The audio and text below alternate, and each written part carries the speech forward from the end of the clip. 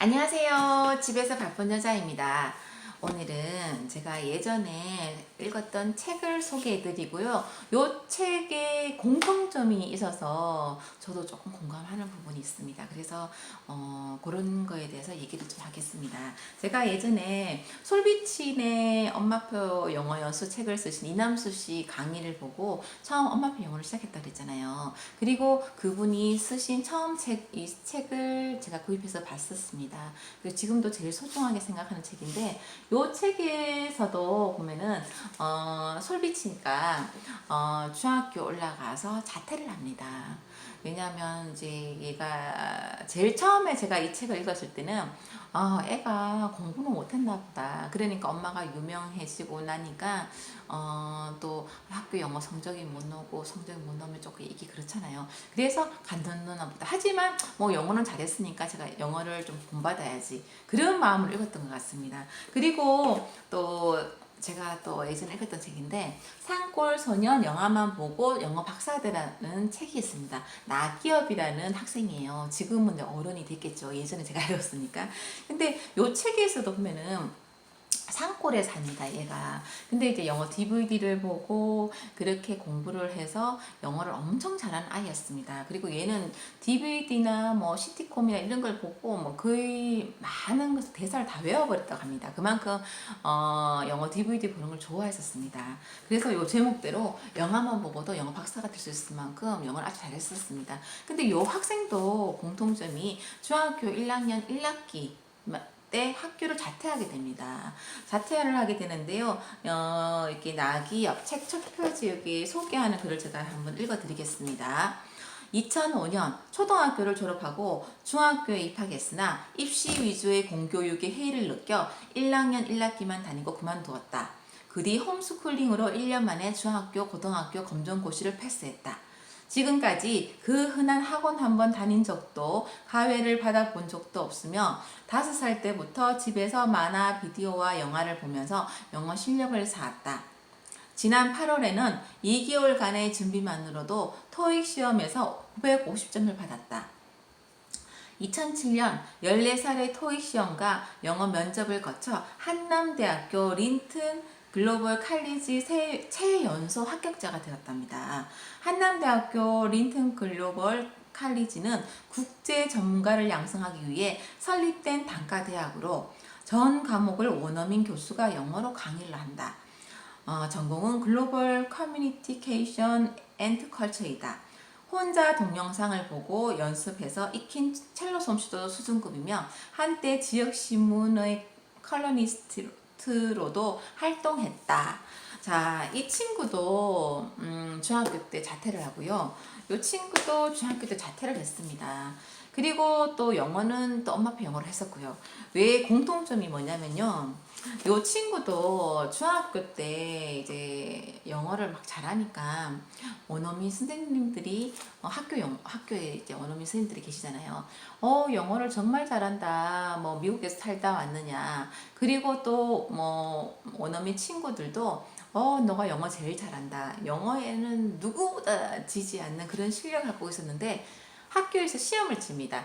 시험에서 이제 보통 그 정도 실력이면 중학교 공부는 영어는 뭐 껌이잖아요. 그런데 얘가 시험 점수에서 10점 만점에 9점을 받았습니다. 물론 이제 뭐 1점 차이긴 한데 10점이 예를 들면 10점 만점에 9점이니까 뭐 100점으로 치자면 90점이겠죠. 그런데 얘가 상당히 큰 충격을 받는 거예요.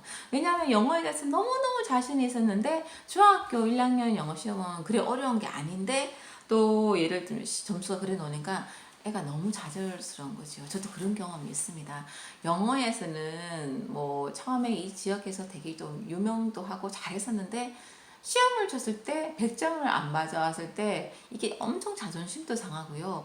이게 뭔가가 이렇게 뭐 멍한 그런 기분 들 때 저도 있었습니다. 근데 이 아이의 기분을 처음에 옛날에 이 책을 읽었을 때는 왜 그 시험을 100점 못 맞아? 근데 영어는 일단 어쨌거나 말도 하고 잘하니까 그 부분만 배우자 하고 제가 읽었던 것 같아요. 그때 우리 아이가 막 초등학생 저학년이 그랬었잖아요. 그때 이해를 못했던 거죠. 근데 제가 우리 아이가 이제 중학생, 고등학생이 되고 다시 이 책을 이제 여러분한테 소개해 드리려고 펼쳐보니까 요 부분이 너무 와닿는 거예요, 마음이. 왜냐면 저도 지금 최근에 우리 아이가 자퇴를 하고 지금 코로나 때문에 뭐 학교 분위기도 그렇고 집에서 공부하면 참 좋겠다. 그리고 또 집에서도 공부를 뭐 안 하고 그러는 친구가 아니기 때문에 그런 생각을 갖고 있지만 도저히 자신이 없습니다. 자신이 이제 남들이 하는 거를 이제 안 하고 과감하게 이제 끊는 게 쉬운 일은 아닌 것 같아요. 뭐 얘네들 학교에서도 지금 자퇴 전교 1등 아이도 자퇴를 했다고 합니다. 아마 이제 너무 이제 훌륭한 학생인데 한 번 내신 시험에서 약간 삐끗해 버리니까 어차피 얘는 뭐 수능이다. 이렇게 하니까 학교에 다니면서 뭐 학교 활동도 하면서 그렇게 하기가 쉽지가 않으니까 과감하게 자퇴한 일이 있었습니다. 그리고 뭐 요번 1학년 입학생들도 한 학기 정도 끝나고 자퇴를 몇 명이나 했다고 제가 들었습니다. 전문에. 그런데 주변에 몇 명의 애들이 그렇게 하지만 저 혼자 결정될 수도 있는 부분도 아니고 상당히 이거는 아이가 어떻게 보면 학원도 안 가고 그러니까 학교 가면 친구들도 만나고 그게 약간은 힐링이 되기도 하거든요.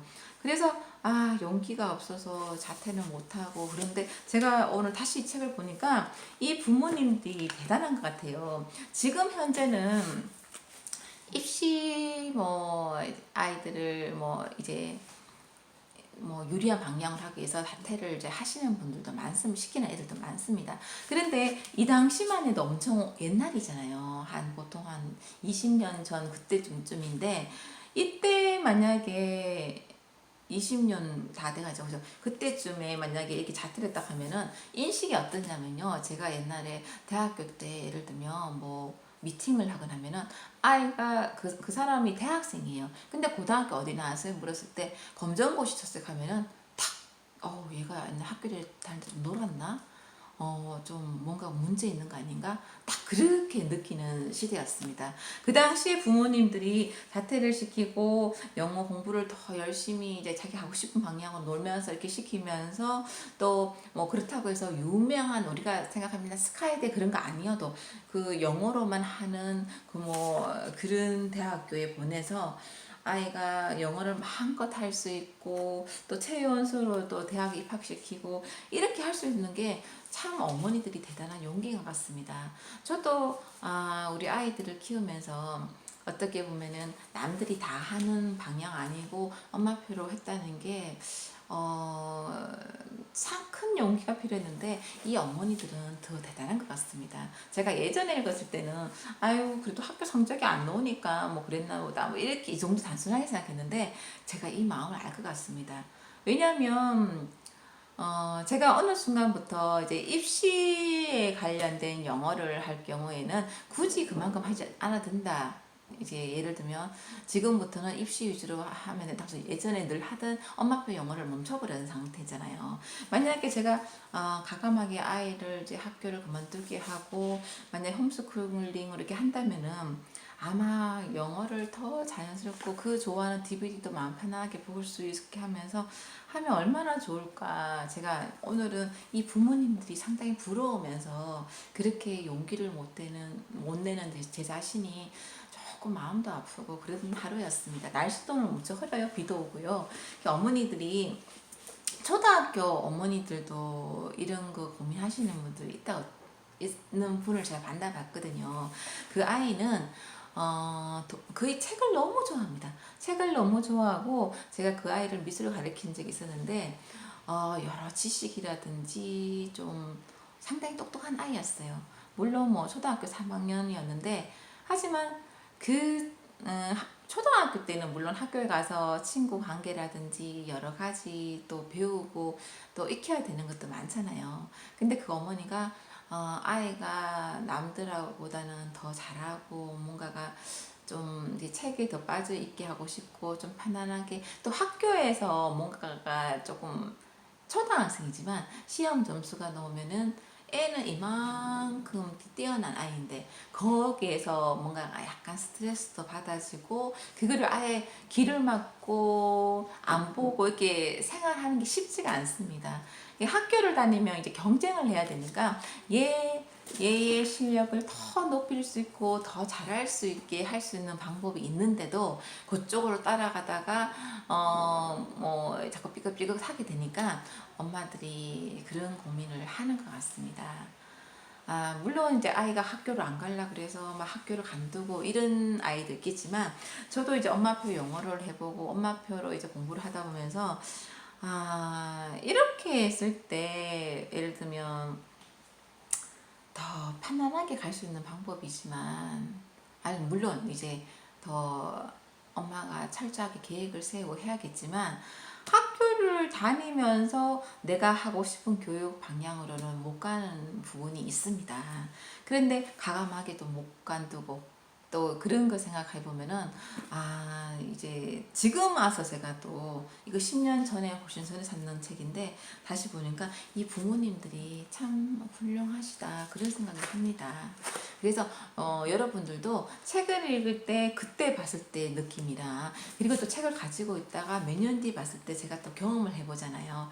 참 느낌이 다른 것 같아요. 제가 또 아이들을 키우면서 이제 뭐 우리 아이로 인해서 어떤 부분이 힘들고 뭐 조금 그랬을 때 나도 우리 엄마한테 옛날에 저렇게 했는 거 아닐까? 우리 엄마 그때 참 힘들었겠다 그런 생각을 하잖아요. 그래서 자식을 키워보면서 이제 그걸 또 느끼는 것처럼 책도 마찬가지가 있습니다. 이 책 한 권이 보통 그 사람이 뭐 평생을 쓴 건 아니지만 거의 뭐 수십 년 일생을 좀 들어간 내용들이 많잖아요. 보면서 처음 봤을 때 내가 우리 아이를 요만큼만 키웠을 때 배워지는 부분이랑 또 이만큼 컸을 때 또 이 책을 읽었을 때 또 이게 느껴지는 부분이 다른 것 같습니다. 그래서 책은 정말 괜찮은 책은 사서 두고 나중에 또 세월이 지났을 때 한 번 더 읽었을 때 또 배워지는 부분이 있는 것 같습니다. 저도 지금 이제 아이들을 키우면서 계속 고민을 하고 또 이제 그렇게 키우고 있는데요. 여러분들도 아마 초등학교 때, 유치원 때, 그때 또 어머니들이 다 고민하시는 분들이 있을 것 같습니다. 또 아이가 이제 학교를 너무 가기 싫어한다든지 그리고 또 아이가 너무 편안하게 책을 읽고 DVD를 보고 이렇게 커도 참 좋을 것 같은데 그냥 학교를 보내지 말까? 뭐 외국 가서 살까? 뭐 이렇게 고민하시는 분들도 제가 많이 얘기를 들어본 적이 있는 것 같습니다. 그 부분 충분히 공감하고요. 어머니들이 요런 책들 또 뭐 학교를 간둬서 또 성공하신 분 책이라든지 또 학교를 간뒀을 때 또 안 좋은 뭐 그런 사례 유튜브나 이런 찾아보시고 또 고민을 해보시기 바랍니다. 저는 일단은 이분들이 부럽습니다. 오늘도 어머니들 화이팅 하십시오.